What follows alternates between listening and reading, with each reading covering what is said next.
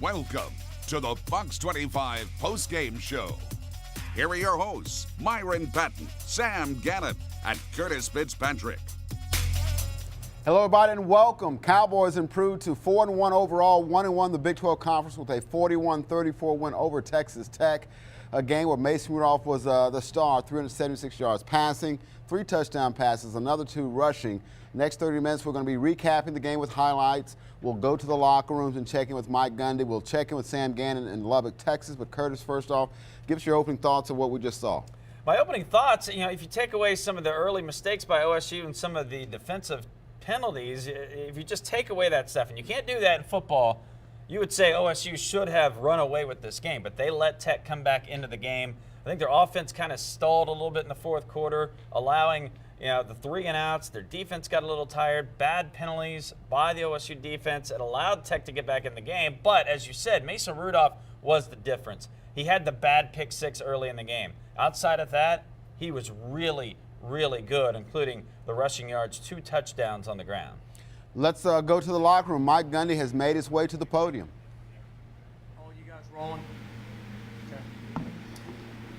It's a good win for our team. Anytime you travel on the road, especially if you don't play as well as you wanted to the week before. So I was really proud of our team. There's a lot of ups and downs in this game. It's always that way when we play Tech. I don't know why, but what I thought going into the game held to be true. They're playing better on defense. Obviously, we had a big day on offense, but we weren't able to get as many big plays and create as many big plays through missed tackles against them. Defensively, we played terrific. They hit us on a few drives in the end of the third quarter and the fourth quarter, and then we made a couple adjustments and got a couple key stops. So we have to improve in the kicking game. We need to be able to locate our kickoffs better. We had too many kickoffs that landed in the middle of the field at the 9, 10, 11, 12-yard line. So we really need to improve on where we're kicking the ball and how we're doing it so we don't stress our coverage units. Dola had a tough day on PAT field goals, but he'll be fine. Sometimes that happens. We've got confidence in him. We'll put him back out there and kick another one. Overall, I thought we tackled better. We still missed 3 or 4 tackles. But Tech has really good skill guys. Sometimes you're going to miss some tackles. We would prefer for that to be less than 3. In the first half, I thought we were really good tackling. Latter part of the third quarter, we got our head down a couple times. I thought the assistant coaches did a really good job. The game plans were really sound. Offensively, in the first half, it was just a matter of not shooting ourselves in the foot. Mason let one go there, overthrew the guy. The depth and the width of that route, anytime you overthrow a guy, you're going to hit a corner right in the chest. You can just bank on it, and that's what happened. But then he rallied back, played terrific. Made key throws. Wideouts continue to make great catches in crucial situations like James did on the 3rd long, and then Aitman did on the 3rd long in the last drive. So I'm just really proud of our guys. I thought our backs ran hard. The open week comes at a good time for us. We've got some guys that are beat up a little bit, need a little bit of a break. See if we can get some guys back and let our guys get off our feet for a little while. Coach, Justice Hill was only averaging about 2 yards a carry through the first quarter and a half. How essential was it to make sure that you guys continued with him? Because it seemed that's what kind of led to that touchdown at the end, was they were more focused on Justice than they were on Mason. Yeah, they started traveling from behind, running us down from behind, and that happens to our offense because we don't have a running quarterback. And so the coaches make that adjustment. And then Mason was willing to run the ball effectively, and really at the end of the game is what changed the game. Nobody to block the last man on the line. So he did a good job making the adjustment. I thought Justice ran really hard. He had a lot of carries now, 30 carries. Mason had 11 carries for 55 yards. So good day for him, good day for all of us. I thought 72 did a nice job of filling in for Lundblade. Had to bump him down and then put 73 at guard, which he's never practiced guard. So overall, they held up pretty good and kind of patching the O-line together to keep it going. Coach, you mentioned that you guys were kind of shooting yourselves in the foot. What does the team need to do mentally to fix those errors?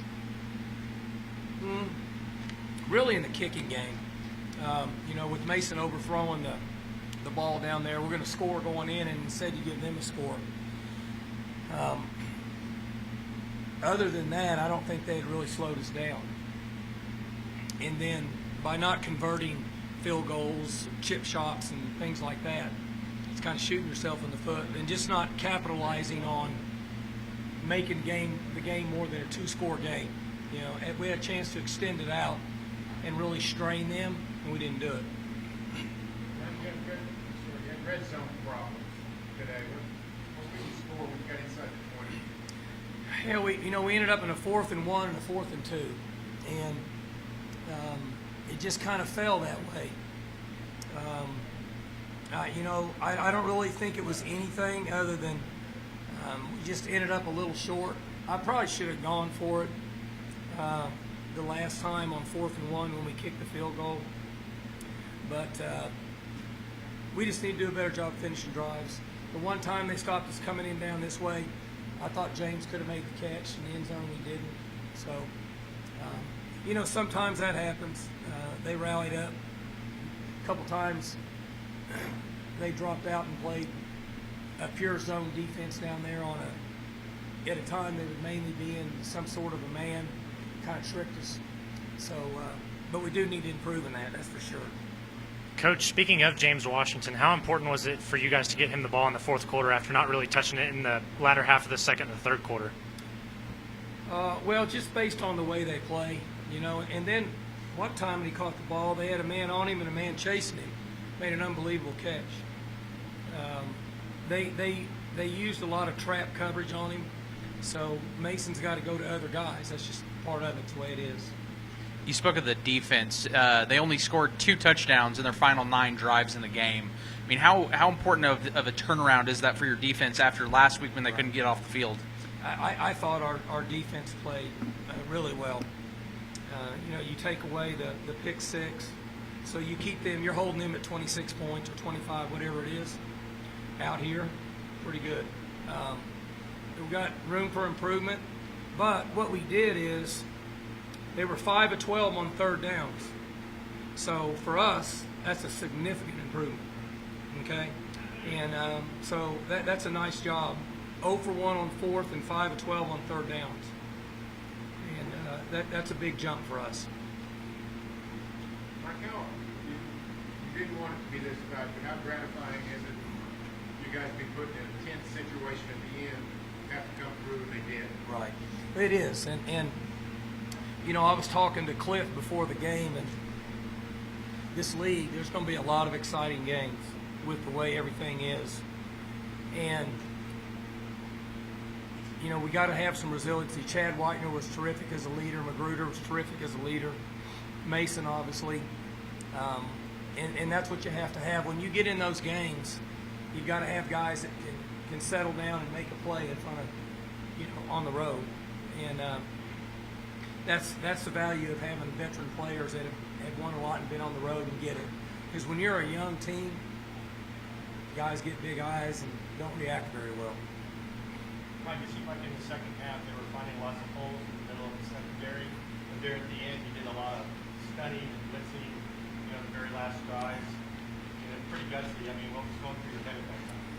Well, I thought that Cliff had got a beat on us. And good offensive coaches, they're going to do that. So the longer the game goes on, they're going to start to get a feel for it because essentially defenses run out of stuff. There's so many plays in a game. We had 82, they had 72. So you just kind of run out of stuff, and coaches can make really good adjustments, the same thing we do. And then we made a couple other adjustments on defense. And there's some risk. When you're in attack mode and you're single manning up freshman corners, you're in a little bit of a risk. But we felt like we had to do something because they got on a roll there pretty good. We need to change it up. Coach, earlier this week you talked about how last season the team developed an identity as the season went on. Do you feel like this game helped this team kind of take a step forward? No question. I mean, we all know momentum and your mental state's huge in football, and we didn't play very good last week. We were -4 in the turnover margin. We were terrible on special teams. So, you got to come back and find a way to play well and try to get momentum back. Now, if you don't, you lose. You got to rally and you got to get over it. But it sure helps attitudes in the open week when you win a game like this. And we had the best team. They're a better team than they have been. They don't miss near the tackles that they used to. They don't give up as many big plays. We should have won the game, but when you play on the road and make a few mistakes in the kicking game, you become vulnerable. Marcel jump ball, biggest play of the game seemed to me. What's the chances when it's a one-on-one with him, the ball here? Yeah, that was the biggest play because we were on the 40 going that way. 26. Is that what it was? That makes me even more nervous. He landed on the 40. Yeah, and if you punt there, momentum's not very good because we hadn't really done much. And Mason does a nice job, and Three's having a great year for us. He does everything we ask him to do. He went up and rebounded the ball, and that guy got his hand in there at the last second. And I thought he was going to lay down, he was going to flip it out, but he gripped it. It was obviously out of all the stuff that happened in that game, it was the biggest play, no question. Lundblade, how serious he is? I think he'll be fine. He just has a sprain, and so he was sore, couldn't push off. I'm hoping in 12 days he'll be fine. We'll sit him, and I would think he would be fine. How valuable is this, Coach? That's Mike Gundy talking about the Cowboys' 41-34 win over Texas Tech. They go to 4-1 overall, 1-1 in conference play. We got a lot more to go. We'll check in with Sam Gannon down in Lubbock. Also, other comments as well from players and coaches. We'll hit our first break. We're back with more right after this. All right, welcome back. Oklahoma State, a 41-34 win over Texas Tech. Myron Patton, Curtis Fitzpatrick with you. Let's go down to Lubbock, Texas, and check in with Sam Gannon, who was at tonight's game. Sam, your thoughts on what you just saw?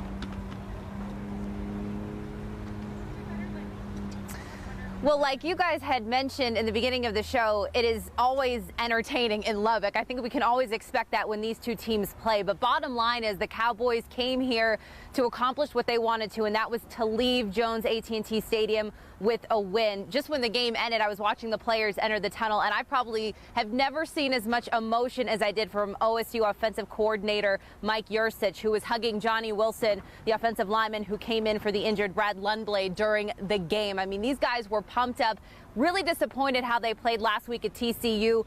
Wasn't to the level that we all know they're capable of, and despite, shooting themselves in the foot a couple times in the first half, this offense played great. In games like this, you always want your stars to shine, and that's what Oklahoma State's big three did, and Mason Rudolph, Justice Hill, and James Washington. And in terms of the defense, last week they had problems defending the run. They held Texas Tech to just 54 yards on the ground and 5 of 12 on third down, which are two areas that last week they didn't do a good job of. So bottom line, no game is ever going to be perfect, but the Cowboys get a huge win tonight, and I think that does give them some momentum. They have a bye week, so it gives guys a chance to rest up and get healthy, and then they'll host Baylor the week after that. All right, Sam, I'll tell you what, let's look at some first half highlights of the game, and it was a contest where, offensive line play is getting a lot of attention. Zach Crabtree back in the lineup.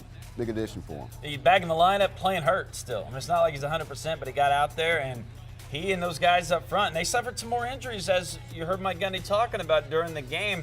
They opened up some holes. The difference in the game ultimately, Myron, was the ability for Oklahoma State to run the football, because they matched Texas Tech pass for pass, but running the football, it was no contest. Cowboys took the first drive, 78 yards and 6 plays, a touchdown pass to James Washington for an early 7-0 lead. Cowboys in control of this one. It looked like they're going to score again on their second drive, but this pass got away from Mason Rudolph.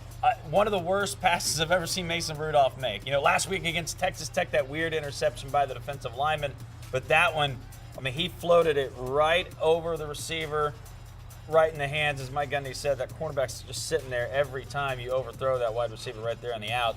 And that really was, I mean, you take away this play, Myron, they had been moving the ball, and that totally changed the game for a time and gave Texas Tech momentum.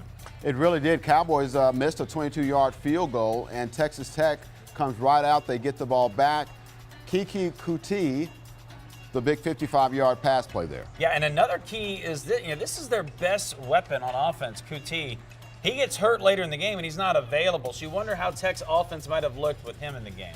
Dylan Cantrell catches the touchdown pass. It makes it 14-7, and the Cowboys find themselves down by a touchdown, but they come right back and they go to the main man in the passing game. That'd be James Washington. Yeah, I like the Oklahoma State ability to not panic. Last week, kind of the same thing. They got down 13-0 and they hit the big bomb to James Washington. They got back in the game. This week, the same thing. They get behind, and Mason Rudolph didn't panic. The offense didn't panic. And once they took the lead going into halftime, you just felt like they were the better team. Now, sometimes the score doesn't end up that way, but you just got that feeling. When they answered the bell and answered that call and rallied, you thought, all right, they are the better team. Here's some of that good defense after the Justice Hill touchdown reception. Ramon Richards, of course, was at corner his first 3 years. He's moved to safety. Not known as a big-time tackler, but that's a nice stop there in the open field. Listen, I think Mike Gundy was right. I think the defense played well. And there's a little bit of a bend but don't break kind of mentality. But I thought to give up only 34 points and really, 7 of those were due to Mason Rudolph. I thought the defense, for the most part, played better than last week and played okay.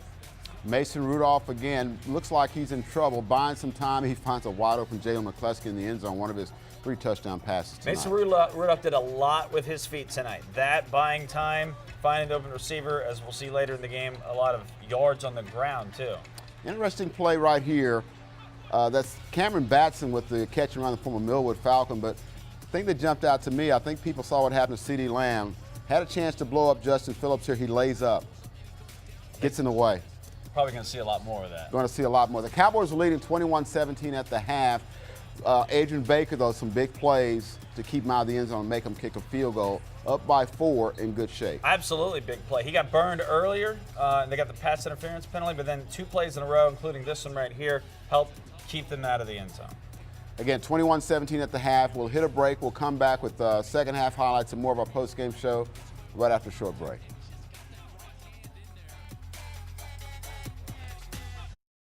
All right, welcome back to our post-game show. You know, we talked about the first half, the Cowboys up by 4.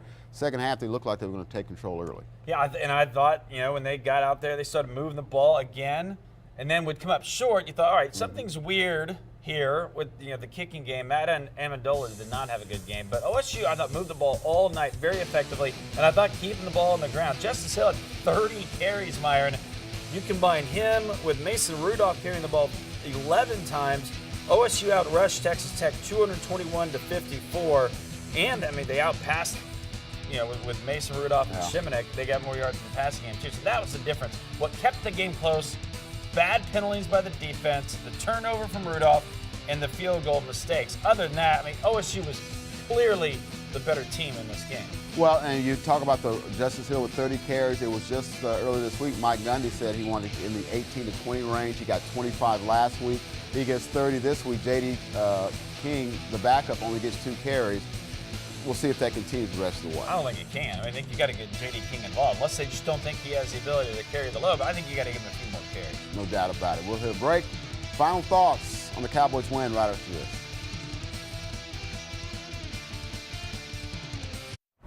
All right, welcome back. Before we close things out, let's go back down to Lubbock. And Sam, give us your closing thoughts on the Cowboy win. Well, I think, guys, it was a good win for this team. They're 9th straight over Texas Tech, which is tied for their longest active winning streak over any opponent. They've won their last 5 here in Lubbock. This is what they came here to do. They have a bye week next week, so it'll give a chance for guys to rest up, like offensive lineman Brad Lumblade, who Mike Gundy said suffered a sprain. So looking good heading into their next opponent against Baylor. Curtis? Yeah, listen, you take the win. You're on the road. Weird things happen. You take the win. You go get your off week. Don't go away. Fox 25 News coming up in just a few.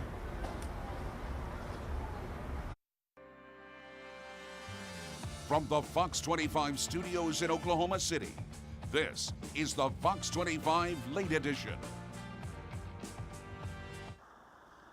New tonight, the Broken Arrow community is mourning right now after a high school student dies at a football game last night. Officials say 16-year-old Jamison West died after falling from the bleachers. Police are not saying what led up to that fall. West was a junior at Broken Arrow and played saxophone in the Pride of Broken Arrow band. Today, St. Anne Catholic Church opened its doors for friends, families, and strangers to come in and pray for West and his family. In the face of these situations, we oftentimes don't know what to do, and our feelings and our emotions can run wild. And so we wanted to give a place for people to come together in a peaceful environment, to quiet ourselves, and really to seek comfort in the face of the pain. The school says grief counselors will be available in the high school tomorrow and on Monday. Just in a police investigation in Sapulpa after a post on Facebook shows teens with multiple rifles threatening to shoot up a high school. Police say that the post originated out of Snapchat and that it was later posted on Facebook by a parent. Officers say that they have spoken to those teens and their parents. They say there was no actual plan to carry out a shooting and that the guns weren't real but are used for drill competitions. New tonight, one person is hurt after an explosion at an industrial site in El Reno. It happened at the Stevens Tanker Division around 8 this morning. The El Reno Fire Department says that they are still investigating what caused the flash fire. The person who was hurt only suffered minor injuries. Fox 45 meteorologist Carlo Falco has a look at your first forecast, and you are tracking a little bit of change in the weather, but nothing too drastic. No, it's not going to be anything too crazy. I mean, we do have ourselves a tiny bit of rain, which is moving through central Oklahoma right now. You can't see it on Stormwatch Doppler 1. You may have felt a couple little sprinkles, drips and drops here and there as they move through the Oklahoma City metro, but further up to the north and west, we do have more substantial storms which are moving through the Panhandle. They're basically going to die out as they make it through the Panhandle and may make it as far east as, the Clinton, Woodward, Hobart area, but those will be rapidly decreasing in intensity and really will die out, meaning that it's going to be a generally dry night and relatively cool, low temperature right around 59 degrees. And we'll call it partly cloudy skies as you go throughout the rest of the night. South winds about 5 to 10 miles an hour. That's in the Oklahoma City metro. For tomorrow, temperatures rapidly rise through the 60s to about 10 a.m., right around 70 degrees by then. Mid 70s by noon, low 80s for 4 o'clock. Lots of sunshine out there tomorrow, but there is a lot more rain in the forecast. Details in your Stormwatch 7-day. A man who shot at police officers in eastern Oklahoma is in custody. TJ Kane was caught yesterday in Stillwell after an hours-long manhunt. Police say Kane was a suspect in a drive-by shooting and led police on a chase. He eventually crashed the car and shot at officers trying to get away. Police say at least one officer likely hit him. Kane was taken to the hospital and is now facing assault charges. A fun event at Penn Square Mall today with a focus on battling breast cancer. Fox 25 was at the annual fall fashion show that wrapped up several hours ago. It's part of an effort by the Susan G. Komen Foundation and OU Medicine to raise money to fight the disease. Fox 25's Will Metzel is live with how this helps breast cancer for many women in Oklahoma. Will. Hi, Maria. There is more of a reason besides just showing off the latest fall fashions from the stores here at the Penn Square Mall. It's also a major fundraiser for many organizations that help prevent breast cancer in women across Oklahoma. Those two combined today to produce an inspirational afternoon for others who want to help in the fight.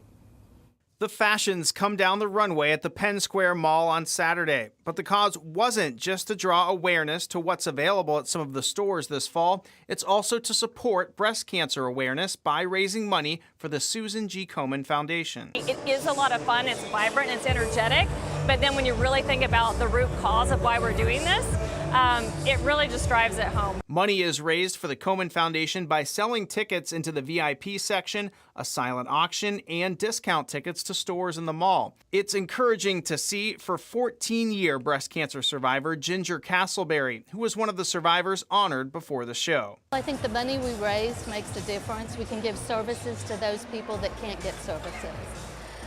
We also can help tell the stories. She also is one of the board members for the local chapter of the Komen Foundation. She helps determine where grant money can be used that the organization gets from events like this. We look at need and communities that have needs. We look at touching certain populations that don't have a lot of income. We look at parts of Oklahoma and what they may need. At the end of the day, the fashion show helps two causes in an inspirational afternoon. If you are afflicted with breast cancer, that certainly there's a way that you want to also feel good, and fashion makes you feel that way. I don't know that anyone doesn't know someone that was affected by breast cancer, whether that was a male or female. It affects so many of us, and so this is a very big deal for us to put on an event like this to bring that awareness. The Komen Foundation is a national partner with the Simon Property Group, which owns the Penn Square Mall. This is the first year OU Medicine has sponsored the fashion show. Live in Northeast Oklahoma City, Will Metzold, Fox 25 News. Happening today, it was fiesta time in historical Capitol Hill. The annual Fiesta de las Americas celebration took over the Capitol Hill district in Oklahoma City. This is the event's 12th year celebrating Hispanic Heritage Month. Event organizers say some 10,000 people celebrated with them, enjoying food, games, and learning about many different Hispanic cultures represented in Oklahoma City. New details as the mayor of San Juan, Puerto Rico is making an emotional plea for more help. Millions are still without electricity and running low on food and water right now. According to Puerto Rico's governor, more than 50% of gas operations are now up and running, as well as most hospitals. More rain this weekend may further delay efforts to deliver supplies. The island is currently under a flash flood watch until tomorrow. In a series of tweets today, President Trump accused the mayor of poor leadership and residents wanting the federal government to do everything for them. I was pretty surprised. I'm pro-Trump, but these comments surprised me very much. He didn't say those comments for the people in Florida or Texas, and we are as Americans as those people. I mean, our men go to war to help the United States. Why can't he help us in this kind of matter? President Trump plans to tour Puerto Rico on Tuesday. We've got you back with a statement from Oklahoma Congressman Tom Cole about the resignation of Health and Human Services Secretary Tom Price and how it will affect things in Puerto Rico. He says it is hard to lose such an important figure at this critical time. Natural disasters always create a health care crisis in their wake. That is especially true with respect to Puerto Rico, where the devastation makes it difficult to provide for our citizens with even the most basic health care services. He also said it's important to get a new secretary to lead the department as soon as possible.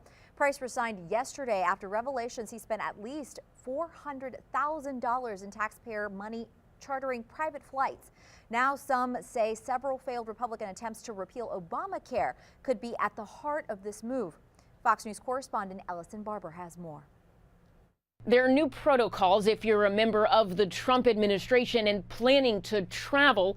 On Friday, White House Budget Director Mick Mulvaney sent a memo to the heads of executive departments and agencies saying, in part, any travel on government or chartered planes needs prior approval by Chief of Staff John Kelly. The memo came hours after the resignation of HHS Secretary Tom Price. A week and a half ago, Politico reported on the now former secretary's use of private planes. They said Price used private charter planes at least 24 times beginning in May, costing taxpayers over $300,000.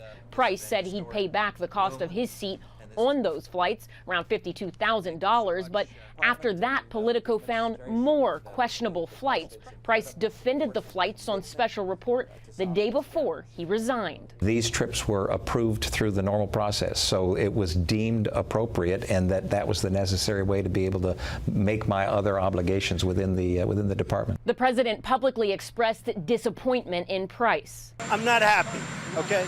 I can tell you, I'm not happy. Price submitted a letter of resignation about an hour later. The president accepted it it. But now the travel habits of other cabinet members are under a microscope. According to reports, Interior Secretary Ryan Zinke took a number of flights on private or military planes. One from Nevada to an airport near Zinke's home in Montana reportedly cost taxpayers more than $12,000.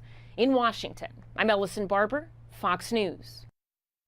New tonight, more emergency certified teachers are in Oklahoma classrooms than ever before. The State Board of Education has approved more emergency teaching certifications since July than all of last academic year. So far, the number for this year is nearly 1,700 teachers.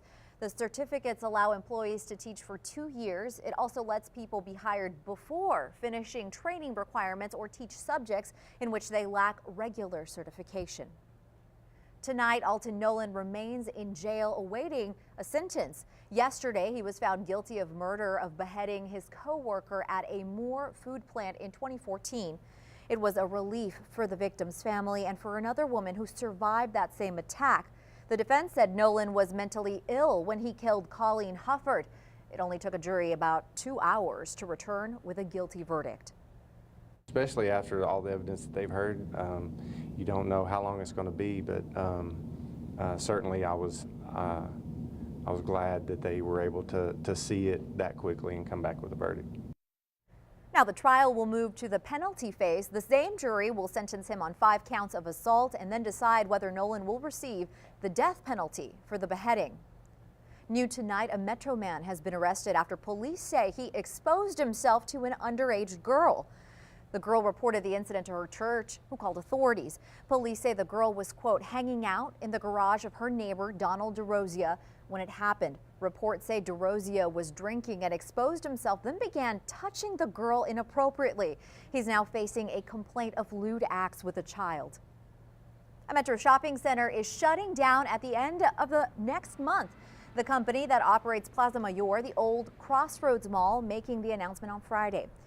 In a statement, CRM Properties says that they made countless efforts to make the center a successful retail destination. CRM says few tenants and a lack of activity are contributing factors in this decision. Plaza Mayor will close its doors October 31st. If you're looking to get away but hate the time it takes to travel, we have some very good news for you.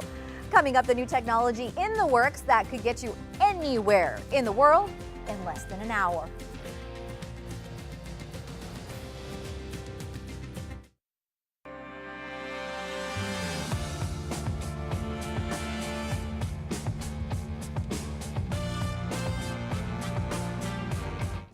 If you're looking to get away, you may soon be able to go anywhere on Earth in just 1 hour if a billionaire entrepreneur has his way. Space entrepreneur Elon Musk may be the real rocket man, as he has unveiled plans for a new rocket. Musk says that he's got a new vessel that can both take off and land vertically as a space rocket, and it would fly from New York to Tokyo in 30 minutes and just about anywhere else on Earth in an hour. Musk says that the key is simply getting out of Earth's atmosphere fast. So the great thing about going to space is there's no friction. So once you're out of the atmosphere, you will go, it will be smooth as silk, no turbulence, nothing. There's no weather, there's no atmosphere. And you can get to most long distance places, like I said, in less than half an hour. And if we're building this thing to go to the moon and Mars, then why not go to other places on Earth as well? Musk is the co-founder of SpaceX, an American aerospace manufacturer and space transport services company. Fox 25 meteorologist Carlo Falco has our backs with tonight's storm watch forecast. You've been keeping an eye on some sprinkling, but do we have any rain in our future? We actually have ourselves a pretty solid amount of rain coming up for the middle of this week, but if you just need a break from the rain, because we got a bunch the past week or so, we have good news for you. Tomorrow's looking pretty good, but we got to start off with the wet stuff. We do have ourselves a little tiny bit of sprinkle activity going right through Oklahoma City and also more up towards the north and west, and seriously more way up onto the Panhandle. That stuff is mainly going to stay on the Panhandle, may make its way into western Oklahoma. You can see those little showers and move through Oklahoma City, maybe put down a sprinkle here and there.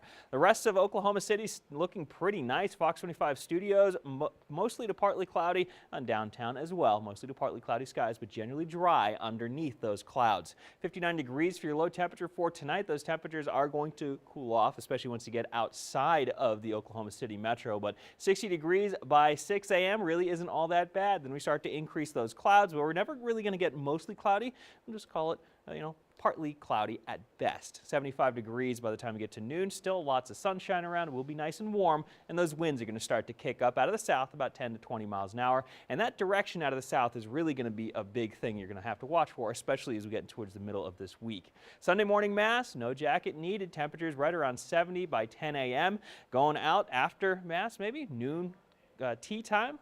Going to be a great one. Sunburn's going to be your biggest issue out there. And maybe this one, sunshine will not derail your plans as you're going out to hang out with the trains. Thomas the Tank Engine is making his appearance at the Oklahoma Railway Museum between 8 a.m. and 6 p.m.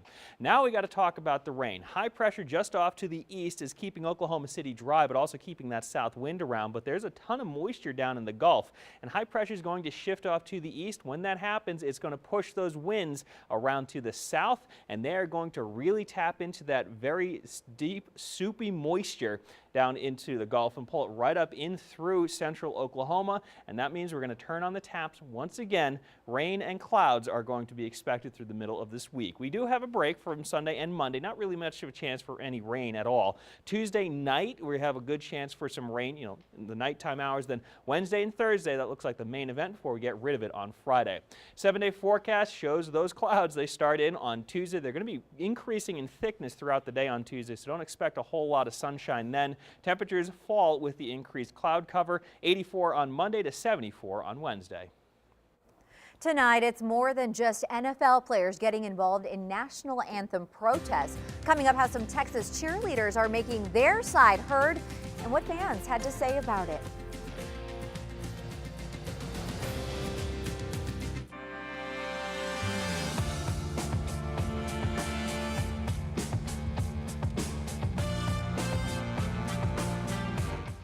Happening tomorrow, we've got you back with a fun event to celebrate Hispanic Heritage Month. The Energy FC is celebrating Hispanic Heritage Month with a carnival.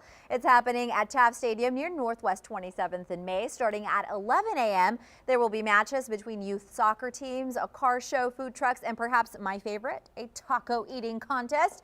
You can get in for free as long as you buy the tickets to the Energy soccer match tomorrow night. Also happening tomorrow, the Oklahoma City Thunder will be having its blue and white scrimmage. It's happening at Edmond North High School at 2.